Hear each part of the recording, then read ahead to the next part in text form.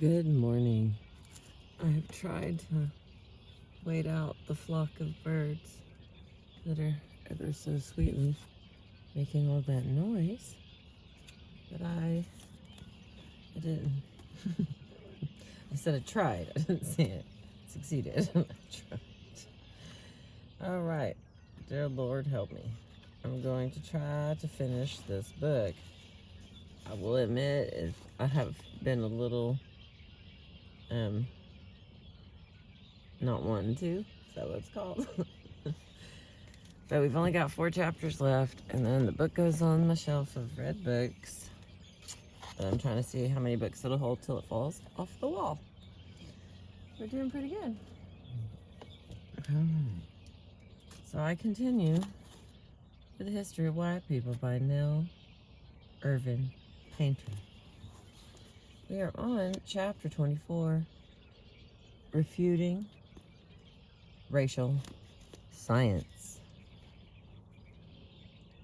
Racial science roared on for decades in the United States, and it might have continued much longer, but for European events. Not until Nazi Germany awakened American geneticists and social scientists to the import of their scholarship did many realize that what called itself racial science was merely prejudice. The passing from the scene of key figures also helped.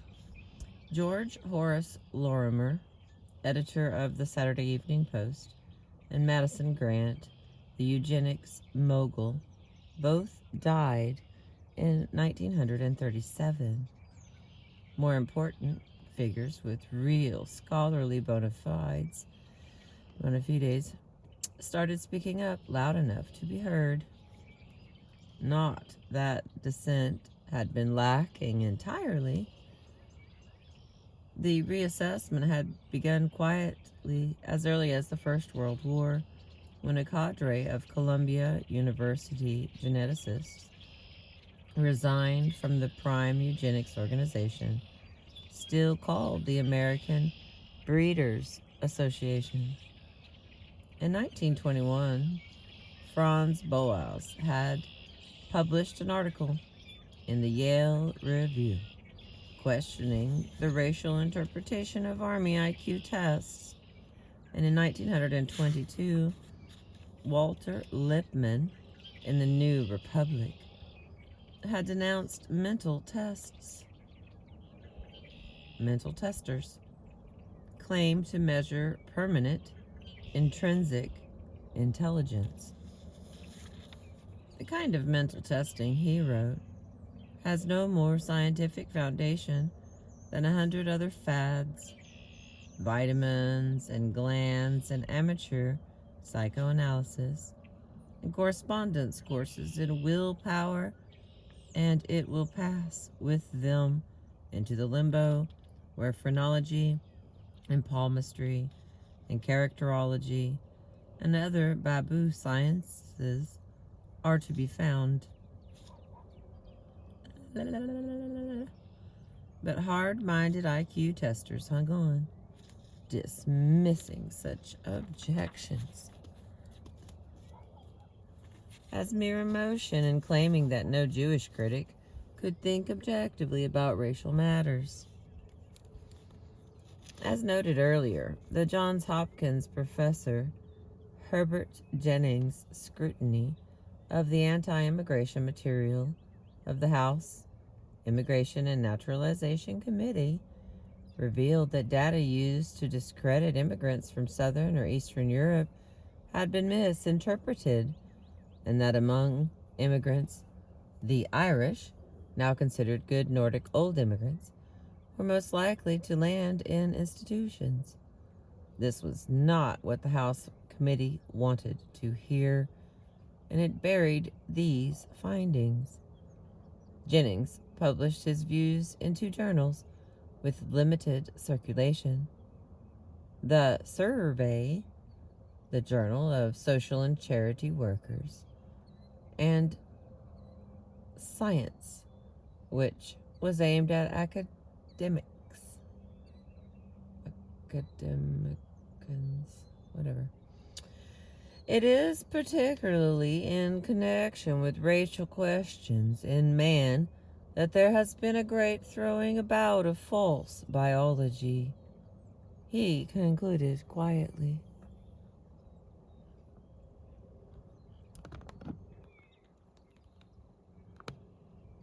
I realize it looks a little bland, but it is pretty. All right, here we continue. See how far we can make it. Worker starts crying. All right. African American social scientists also attacked Carl Brigham's classification of soldiers' test scores by race and nation. Horace Mann Bond, director of the School of Education at Langston University, a predominantly black institution in Oklahoma, was a doctoral student of the distinguished Chicago sociologist Robert Park. In 1924, Bond refuted Brigham's reasoning in The Crisis, the organ of the National Association for the Advancement of Colored People, edited by W.E.B. Du Bois, by showing that test scores correlated with funding for education. The key to test scores, therefore, lay not in race, but in state policy, and that is in the environment. In the writing Opportunity, the organ of the National Urban League, Bond added that if Brigham were correct that Nordics were smartest, then men from the South, with the purest racial stock of the so-called Nordic branch, now exist in America. They should have scored highest. All right, got a little side. Nope. Put my hand up there. The National Urban League had been founded by an interracial group of social workers and philanthropists in 1911 to find jobs and housing for black Southerners migrating to the North. Instead, white Southerners achieved a mental age of only 12 and a half, a year less than the overall national average. Criticism of racial science continued with an article in the November 1927 issue of American Mercury by Raymond Pearl, a professor of biometry and vital statistics at Johns Hopkins. Pearl called eugenics a mingled mess of ill-grounded and uncritical sociology, economics, anthropology, and politics, full of emotional appeals to the class and race prejudices, solemnly put forth as science and unfortunately accepted as such by the general public. Another change was in the air of academia. Earlier studies had been taken for granted. The factual existence of races, as in races of Europe. Therefore, studies of racial mental differences were considered interesting as a scientific research topic that could be studied objectively. But by the late 1920s, psychology and sociology had begun focusing on the subjective nature of racial differences in society. Soon, race prejudice became a subject worth analyzing. Here, Robert Park, Bond's dissertation advisor, pioneered. Park's classic 1928 essay titled Human Migration and the Marginal Man emphatically separated race from culture. The migrant was to be seen as a person, emancipated, enlightened, and even cosmopolitan. Recent immigrants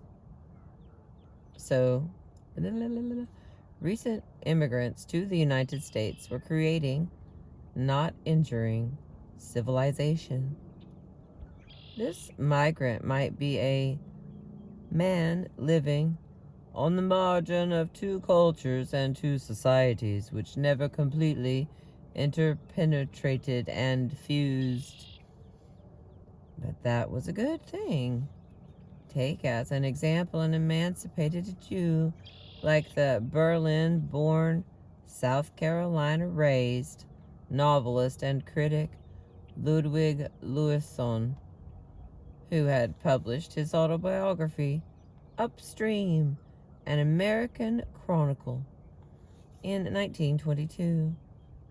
For Park, Lewisohn bridged two cultures, offering the best example of the process of civilization and progress. Here, notions of change and promise replaced the frozen biological determinism of eugenics. E.A. Ross, who had trashed immigrants before the war, could by 1936 write, "Difference of race means far less to me now than it once did." Even Vinland's Harry H. Goddard was having second thoughts. Perhaps he had put too much faith in intelligence tests.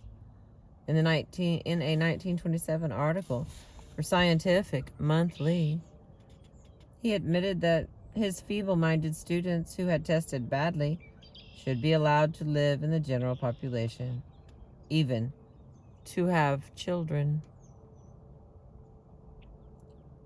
No voice for common sense spoke louder than that of Franz Boas. By the 1920s, an elder statesman in his 60s, who had been in the United States for 40 years. When he arrived in 1887, anthropology had been dominated by Mayflower gentlemen in museums, stockpiling ancient bones and artifacts. Boas had gone forward to train most mid-20th century leaders of the field. Many immigrant descended PhDs teaching in universities, just at the point when anthropology was delivering new scientific truths about race.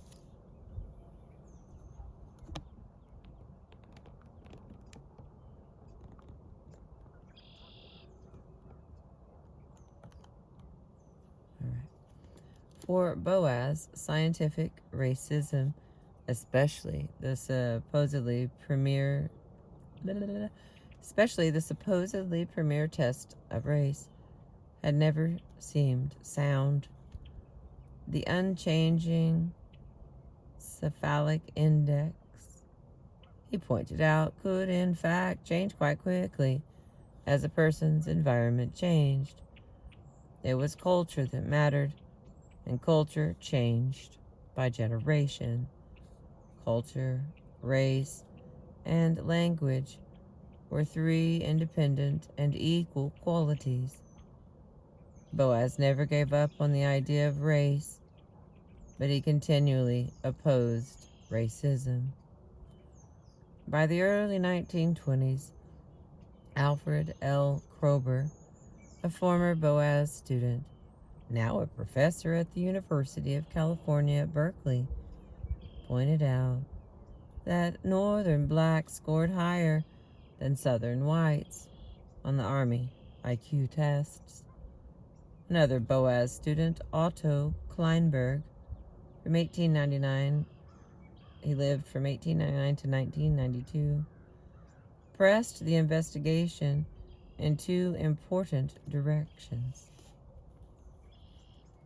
The son of immigrants to Canada, Kleinberg held a BA in philosophy from McGill, an MA in psychology from Harvard, and an MD from McGill, and a PhD in psychology from Columbia.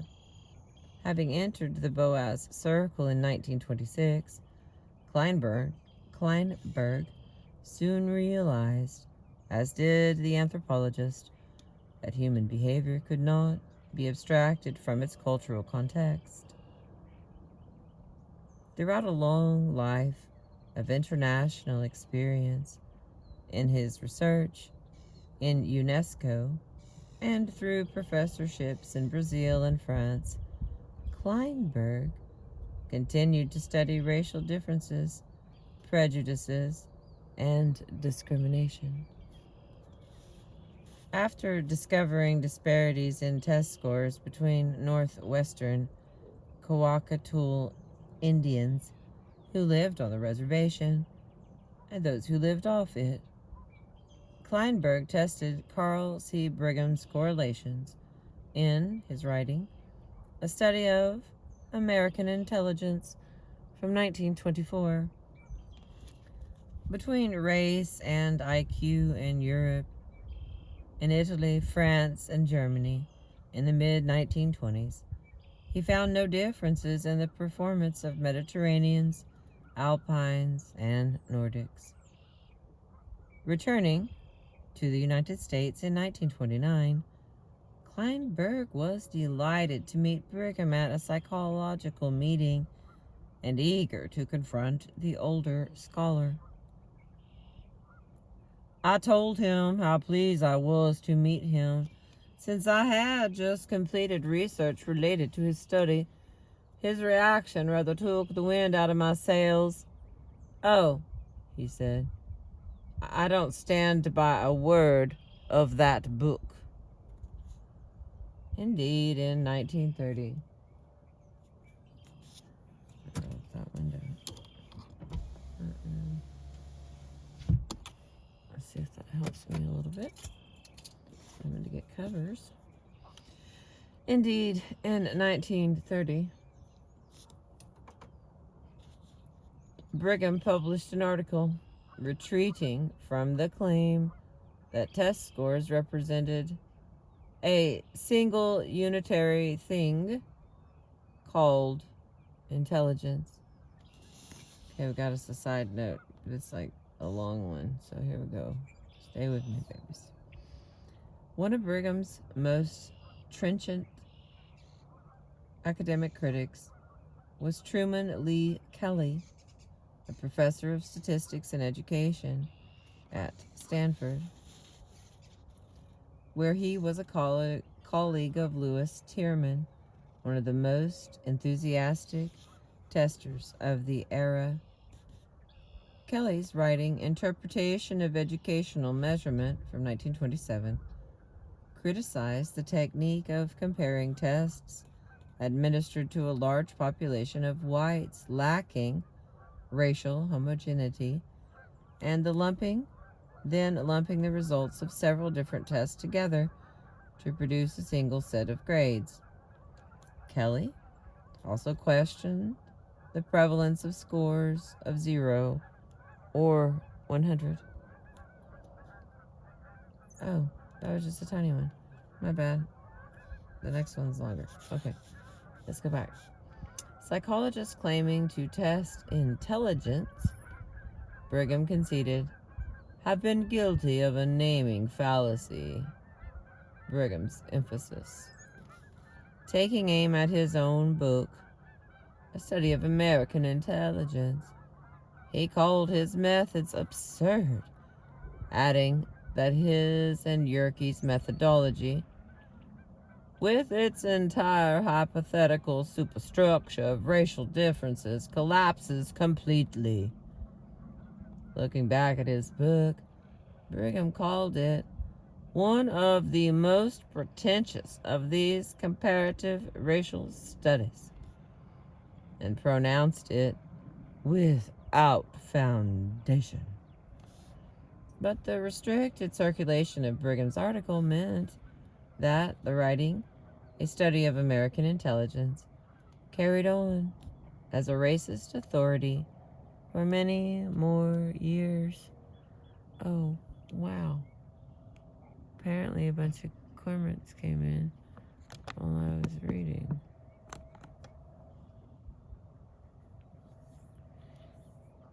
That's kind of neat. You got to see him, Wiley Dog? I was over here fighting with words. Alright, here we go. That's wonderful. I hope they show up and I get to watch them.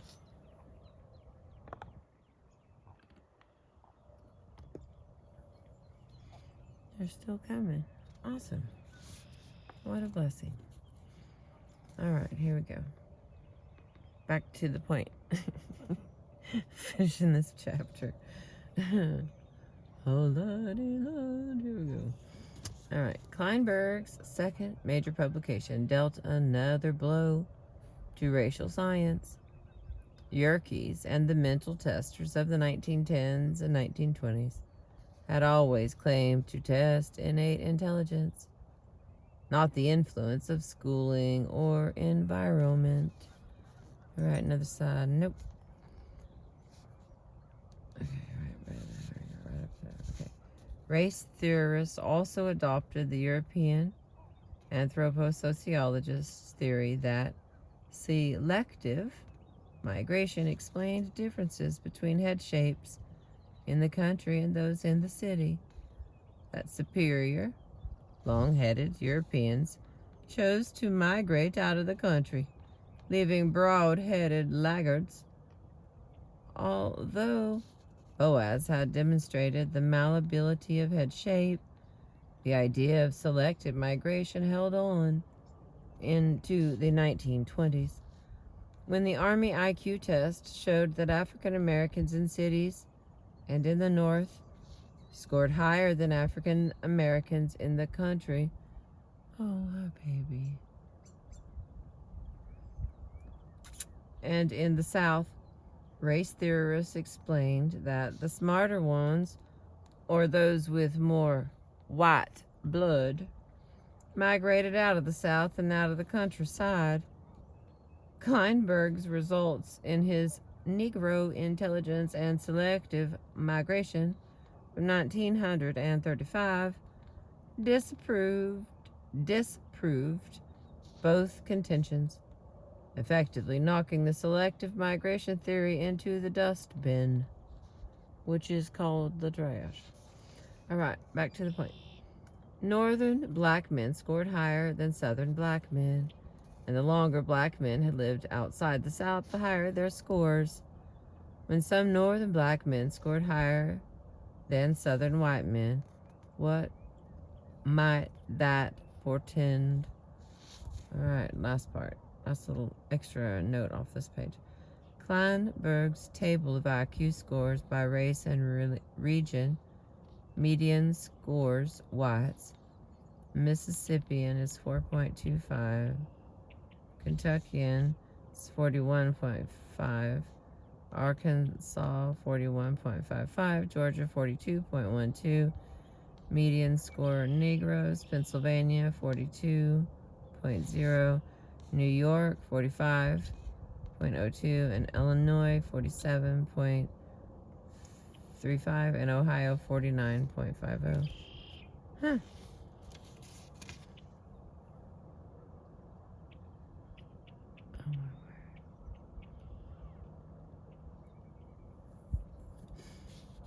These are the reasons I'm here, for the cormorants and the clouds.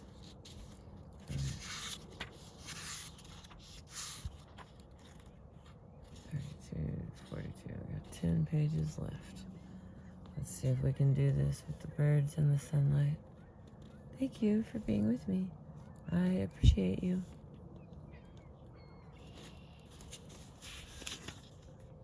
More and more anthropologists use Kleinberg's analysis to highlight the role of environment in intelligence, and to weaken the biological determinism of racial science as applied also to non-blacks.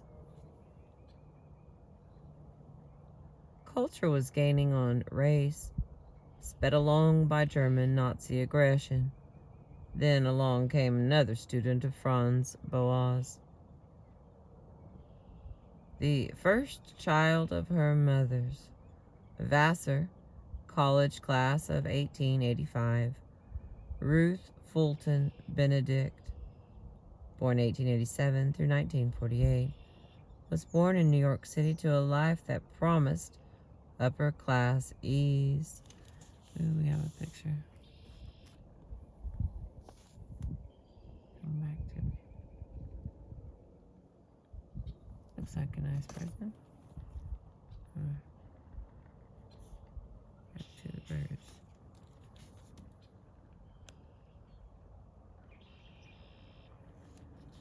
All right. Her father was a doctor, and both parents were Mayflower descendants.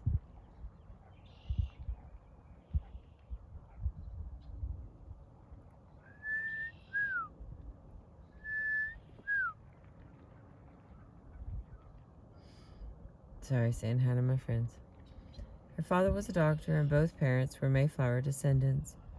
However, her father's death, when she was not quite 2, plunged her mother into financial distress and long bereavement.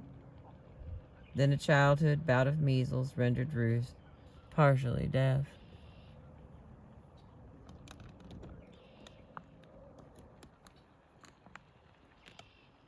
They're all moving. And there's the cormorants taking off. Frequent moves followed in pursuit of paying employment for her mother. Tantrums and depression blighted young Ruth Fulton's childhood.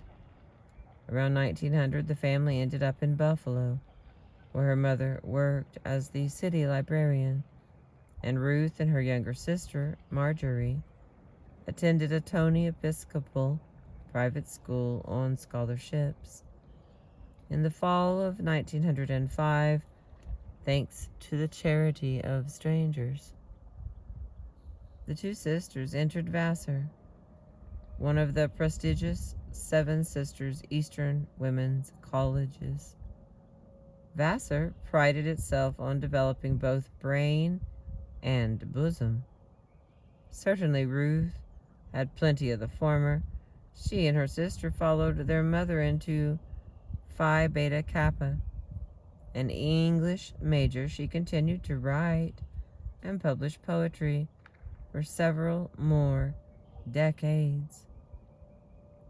During the 1920s, before she gained a permanent appointment in Columbia's anthropology department, she published poetry under the pseudonym Anne Singleton, but she set the pseudonym aside in the 1930s.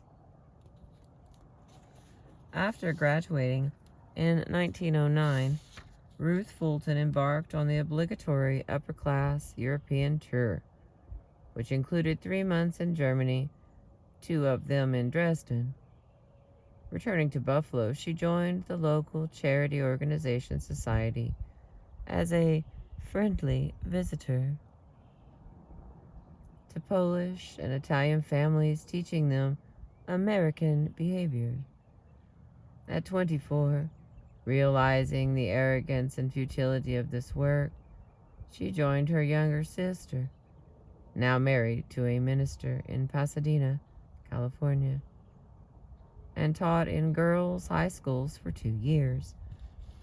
Teaching, too, however, failed to fulfill her intellectually or emotionally. At this point, Stanley Rossitier Benedict, the brother of one of her Vassar classmates, was courting her aggressively. They married in 1914. 3 years older than his wife and another Mayflower descendant, Stanley Benedict had earned a Ph.D. in biochemistry from Yale in 1908. He was a single-minded, persistent, and a rigid man who opposed her working outside the home. On vacations at Lake Winnipesaukee in New Hampshire, Stanley was wont to race about in a motorboat. Ruth preferred paddling a canoe. Nor did home life suit her, sitting about their suburban home while he commuted to Cornell Medical School in New York City. She wrote biographies of feminist authors that went nowhere. Houghton Mifflin's rejection of her Life of Mary Wollstonecraft in 1909 only steeled her resolve for further study. First to class with the philosopher John Dewey at Columbia, then more at a fledgling new school for social research.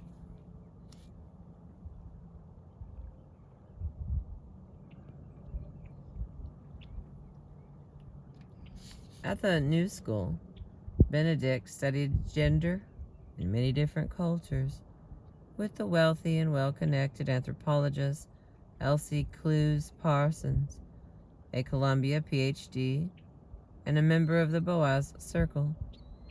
Benedict's abilities impressed Parsons, and she and another of Benedict's new school instructors took her to meet Boaz. Waiving the regular requirements, he admitted Benedict into Columbia's PhD program in anthropology during the spring of 1921. Benedict was 33, Boaz 63. The two remained close collaborators, running the Columbia Department of Anthropology together until his forced retirement in 1936. By the fall of 1922, Benedict was serving as Boaz's teaching assistant, often guiding Barnard undergraduates under the American Museum of Natural History. One such student was Margaret Mead, who had moved to New York City to be near her fiancé, a student at the Union Theological Seminary. But Benedict's enthusiasm for anthropology galvanized Mead. She became Mead's mentor, and she and Boaz persuaded Mead to switch from psychology to anthropology for graduate school, to do work that matters. The Benedict-Mead relationship steadily deepened, moving from teacher-student to colleague-colleague to friends, lovers, and lifelong intellectual collaborators. When Mead's daughter was born in December 1939, Benedict was in California writing her book on race and had been separated from her husband for 9 years. She crocheted booties and sent them to the baby. The bond between Mead and Benedict even outlasted Benedict's death in 1948. Mead served as Benedict's literary executor, and published 2 books about her. Looking back, Mead recalled Benedict as a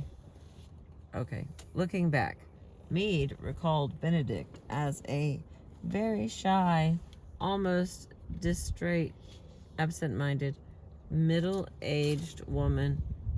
She was 34 years old, whose fine mouse-colored hair never stayed quite pinned up. Week after week, she wore a very prosaic hat and the same drab dress. She stammered a little when she talked with us and sometimes blushed scarlet. Benedict always thought of herself as a misfit, but also suspected that her deviance nourished her intellectual creativity. As Mead reports in her autobiography, titled Blackberry Winter, My Earlier Years, Benedict was subject to depressions and migraines. She expected the worst from people and steeled herself against it. And Benedict was indeed a misfit, but not one of her own making. There was the question of gender. Here was a Columbia professor with a Columbia doctorate who was not appointed assistant professor until 1931. After a dozen years of teaching, advising dissertations, and publishing a best-selling book, she had also served as editor of the Journal of American Folklore for 7 years. In 1936, she finally rose to associate professor, but not to full professor until 1948, after being elected president of the American Anthropological Association. Outside of Columbia, by contrast, Benedict reigned as a leader in her scholarly field and as the public face of anthropology. She wielded enormous power both across the United States and especially among New York's intelligentsia. In the 1920s, she had begun an active career explaining anthropology to non-anthropologists, publishing articles in The Nation, The New Republic, American Mercury, Scribner's, and Hopper's. Mead saw her as anthropology's press committee. Okay, there's some wind off my face. A one-woman popularizing force. No wonder she felt conflicted. Actually, Mead arrived first. 15 years younger than Benedict, Mead jumped onto bestseller lists in 1928 with her writing Coming of Age in Samoa, a study of women's adolescence, stressing cooperation over competition, but also offering sexual titillation. There we go. No Z. 6 years later, Benedict's first book, titled Patterns of Culture, also thrived, particularly after publication of a cheap paperback edition in 1946. By the 1980s, it had sold nearly 2 million copies and been translated into 21 other languages. Even today, Patterns of Culture introduces anthropology to the lay public by touting the importance of culture over biology and of culture as learned behavior as personality writ big. The book describes 3 cultures: the Zuni of the American Southwest, the Kawakatal of the American Northwest, and the Dobu of the Pacific Islands. Borrowing terminology from Friedrich Nietzsche, Benedict labels the Zuni as serenely Apollonian.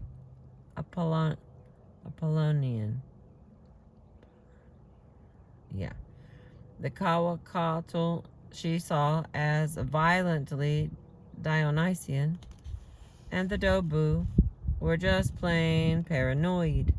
Okay, we got a side note. Benedict pioneered the culture and personality school of anthropology. In her writing Patterns of Culture, she had used her own research on the Zuni, Boaz's on the Kawakatal, and Rio Fortune's on the Dobu. Fortune was Mead's second husband. Benedict got along well with all 3 of Mead's husbands.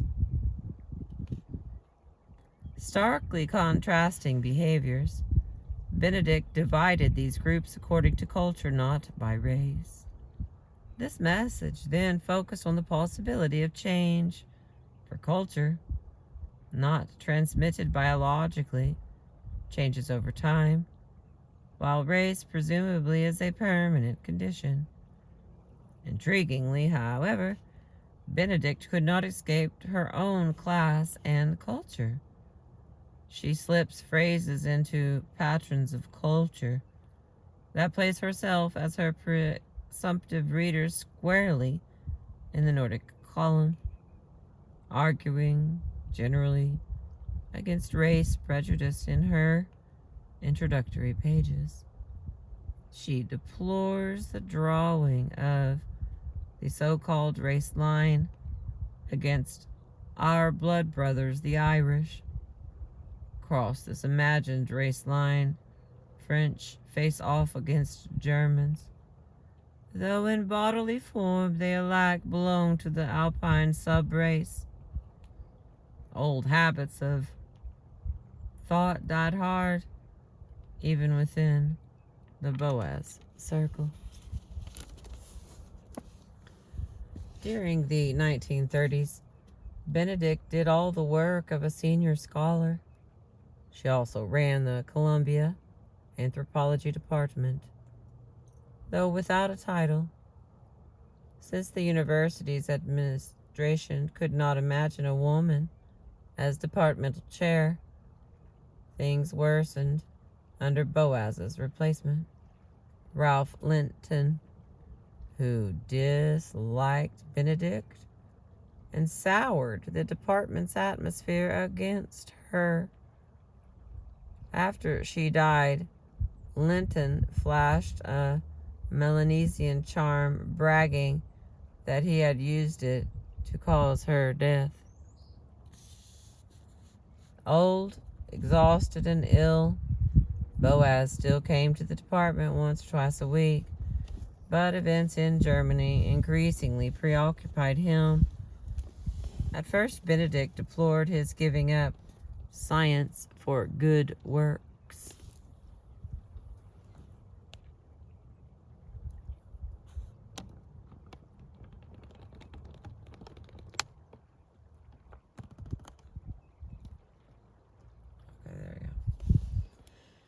At first, Benedict deplored his giving up science for good works, calling it a waste of scholarly energy.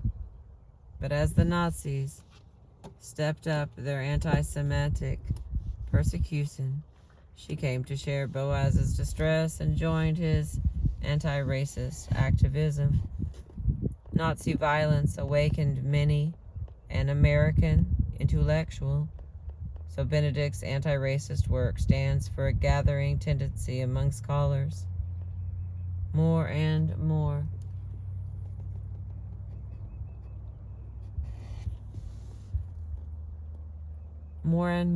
Nazi anti-Semitism wrenched them away from the idea of a Jewish race, and even from drawing racial lines among any Europeans and their progeny. While on sabbatical in Pasadena in 1939, Benedict wrote Race, Science, and Politics from 1940, a book widely praised for its clear explanation of anthropology's thinking about race, ultimately confused and confusing. In the first edition, Benedict speaks as an anthropologist, sorting out for laymen the differences between race and racism. Race, Benedict explains on the foreword's first page, is a matter for careful scientific study. Racism is an unproved assumption.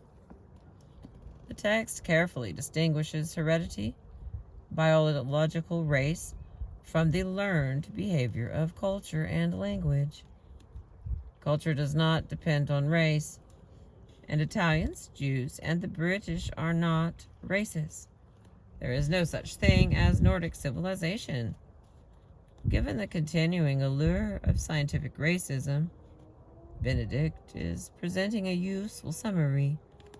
But race, science, and politics, which is a writing, is very much of a piece with its time. A statement crafted in the long shadow of the anthro-sociological sociology of George Avocat de Pogue, whom Benedict confronts by name on the first page of the main text, and totally in the thrall of cephalic indices, Nordics, Alpines, and Mediterraneans. She was trying to dig out of a very deep race hole, and she could get only halfway into clarity, as befit the confusion of her era.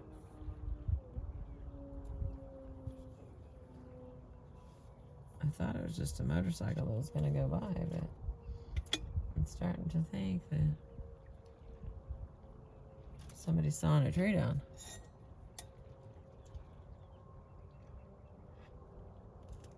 And pause just a minute. Let me get a swig. We've got 2 pages left.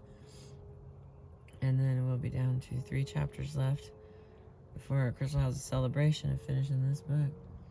I mean, I knew going in that 28 chapters was a lot, but it's been all the different names and all the words. This is like a book of a lot of words. We're not even to the sugar part yet.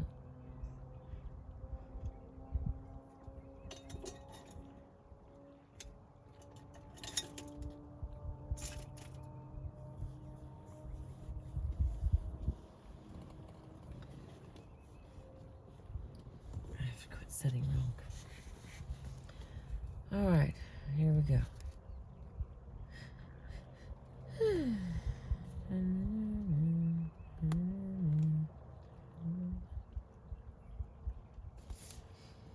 For all its fine intentions, this book contains predictable contradictions. As in the early 20th century ways of thinking about race, like the writing Race, Science, and Politics, hardly touches on non-Europeans. The races in question are mainly white, as though all Americans descended from Europeans, and African Americans hardly counted. Benedict translates white race as Nordics, and other varieties as Alpines, Mediterraneans. She says Europeans are too mixed to be separated by race, then continues to separate the 3 subdivisions of the Caucasian race as Nordic, Alpine, and Mediterranean, as distinguished by hair texture, head form, and skin pigment. This echoes William Z. Ripley in 1899, but with a difference that poses a problem. Benedict admits that none of these traits actually correlates with these subdivisions, so Ripley's categories no longer apply. For Benedict, only 3 great races actually exist: Caucasoid, Mongoloid, and Negroid. They are most definite, but Boaz, she admits, has his doubts and sees just 2: Mongoloid, which includes Caucasic, and Negroid. Later editions grew even murkier. After the United States entered the war in December of 1941, Benedict revised race by taking non-whites more fully into account. Now Benedict speaks as the citizen of a belligerent power, whose allies included Asians and Africans. Nazism has heightened her awareness of American racism, which she mentions in the foreword to the 1945 edition. By now, race, in her eyes, includes African Americans as well as the descendants of Europeans. In all 3 editions of Race, Science, and Politics, Benedict speaks as a Mayflower descendant, a stance Boaz has actually recommended in order to lend her book an aura of disinterested fairness.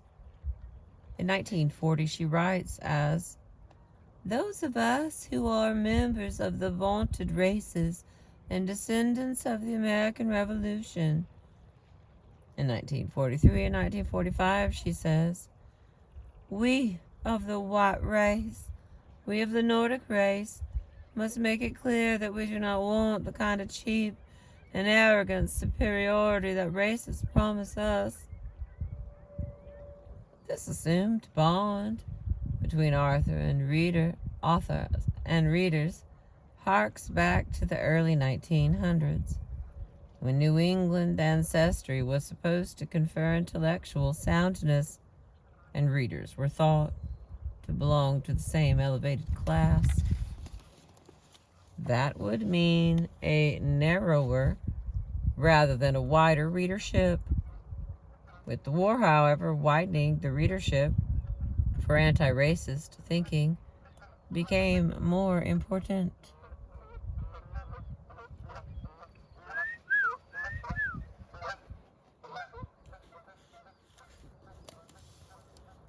Between new editions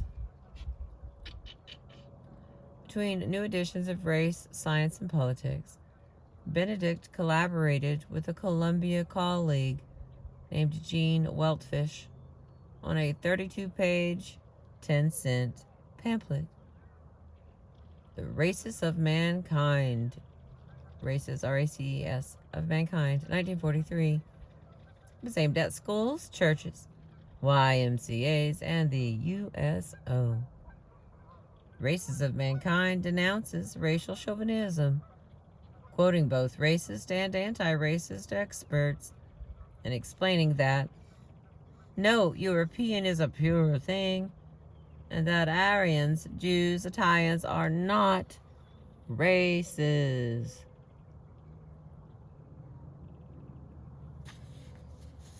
Describing the actual existence of race as a meaningful category of analysis, Benedict and Weltfish were not willing to go as far as the literary critic Jacques Barzoon and the anthropologist Ashley Montagu.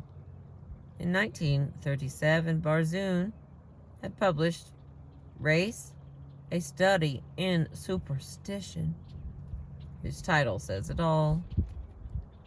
Barzoon felt the need for a new edition in 1965 because the idea it treats of, although repeatedly killed, is nevertheless undying. He deplored the endless measuring and ranking of races as a waste of intellect.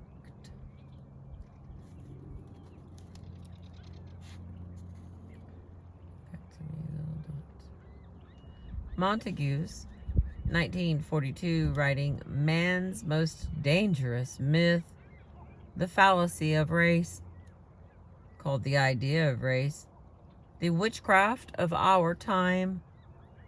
Both these books sold well in multiple editions, but social scientists worldwide could not agree.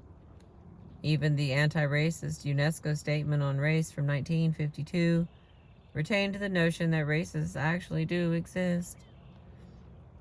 Benedict and Weltfish were writing from within the scientific mainstream, confused as it was at the time.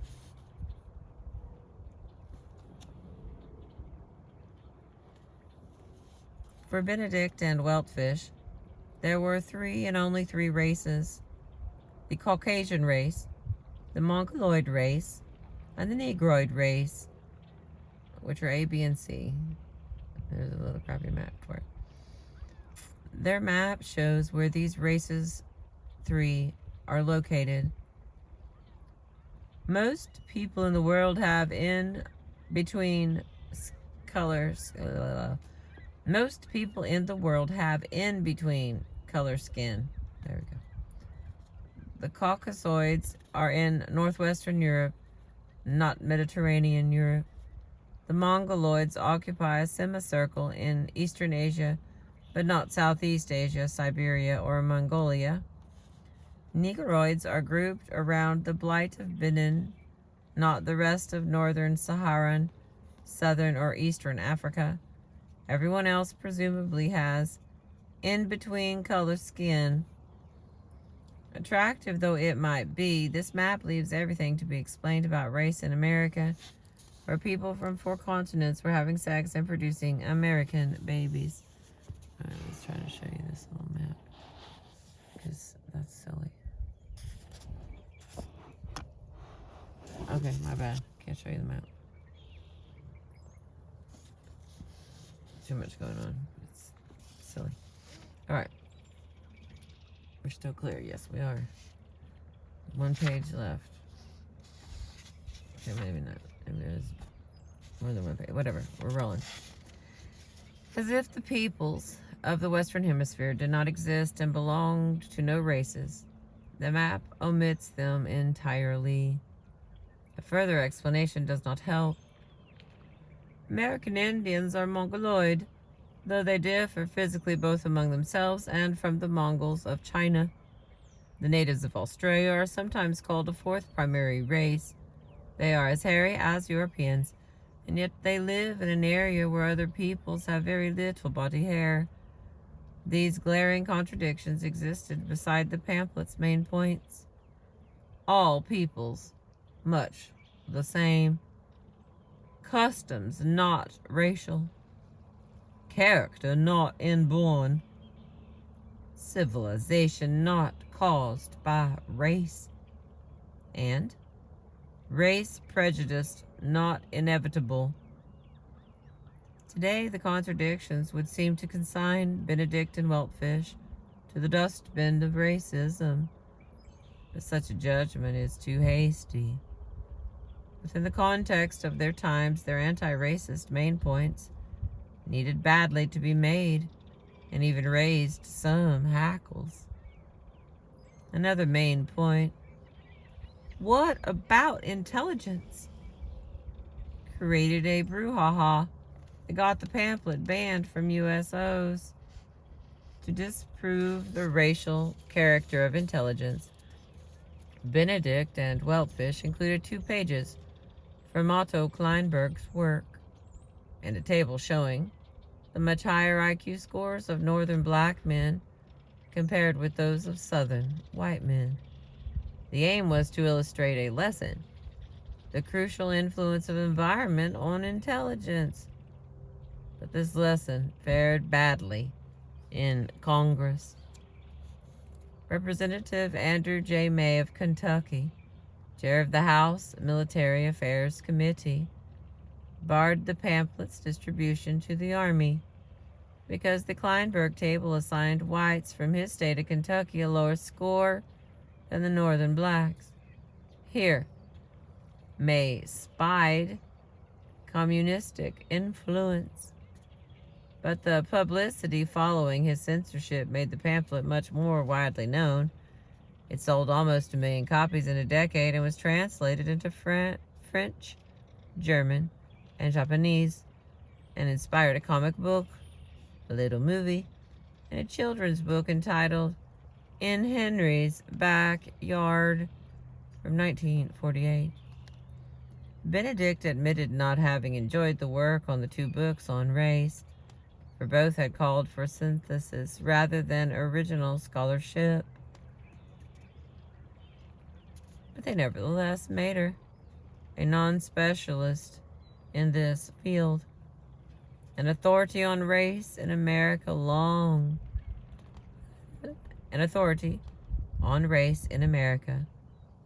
the lines of the economist William Z. Ripley, almost half a century earlier.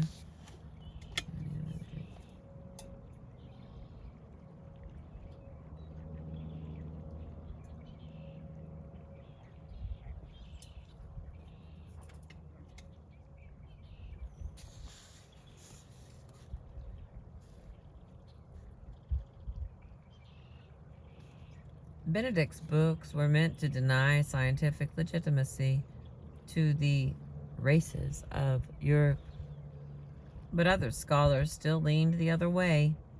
In 1939, the Harvard anthropologist Carlton S. Kuhn, born 1904 through 1981, published a successor volume to Ripley's classic. In 1934, Kuhn's former professor and now Harvard College colleague Ernest Houghton had suggested an update, and the flattered Kuhn, then an assistant professor, took on the plum assignment after speaking with Ripley, who was still teaching economics at Harvard and up to his ears in analysis of railroads. Wait a minute, I want to read that part again. My brain took a tiny little break in that. Benedict's books were meant to deny scientific legitimacy to the races of Europe, which is the writing, but other scholars still leaned the other way. In 1939, the Harvard anthropologist Carlton S. Kuhn published a successor volume to Ripley's classic. In 1934, Kuhn's former professor and now Harvard colleague, Ernest Houghton, had suggested an update, and the flattered Kuhn, then an assistant professor, took on the plum assignment after speaking with Ripley, who was still teaching economics at Harvard and up to his ears in analysis of railroads. It was a weird undertaking.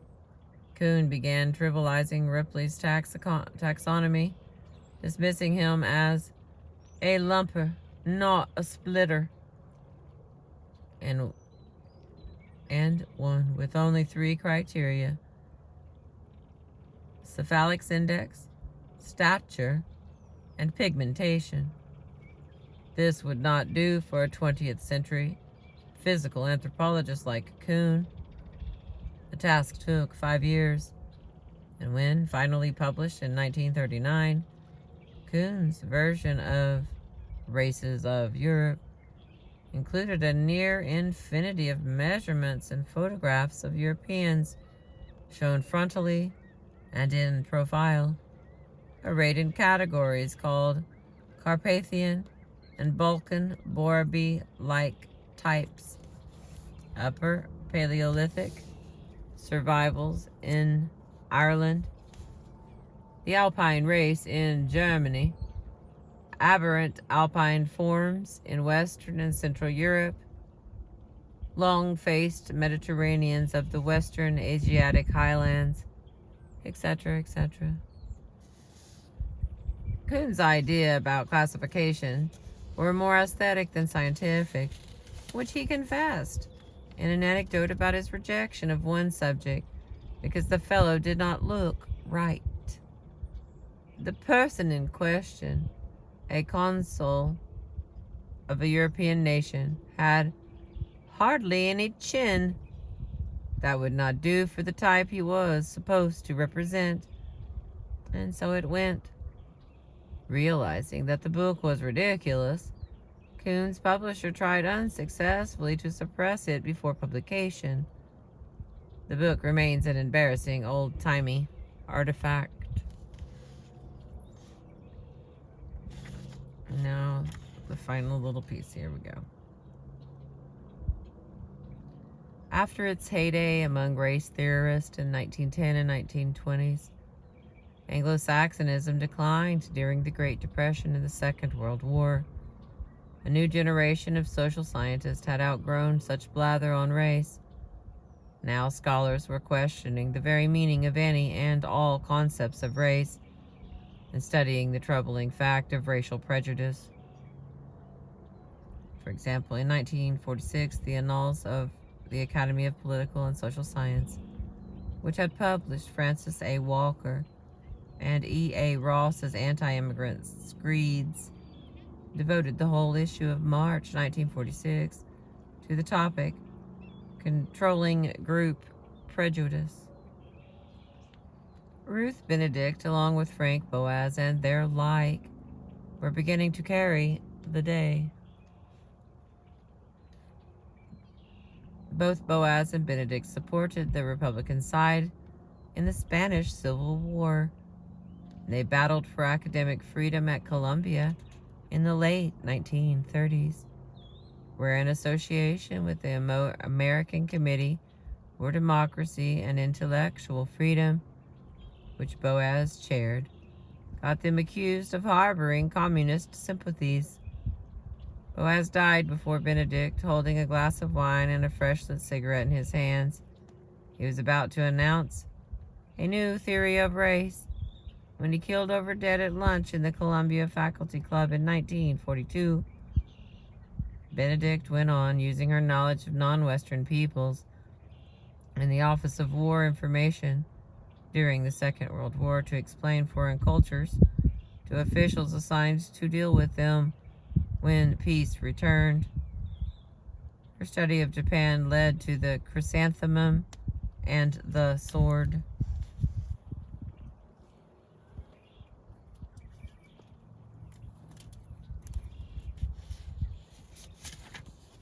A book analyzing Japanese culture that became her third bestseller in 1946. She did die of a heart attack right at the start of the academic year in September of 1948.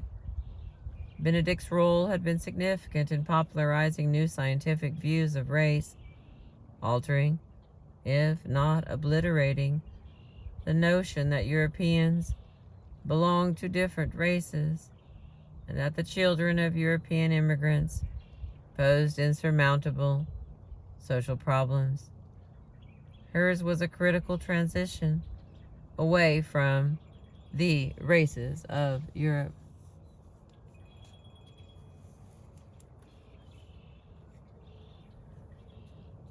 Reinforced by fundamental changes in American life. Alright, that is the end of chapter 24. 25 is not very long, but I don't know if it'll ruin the rest of my day to try to read some more of these words. Just, there's more to the day than just the sunrise, my friends.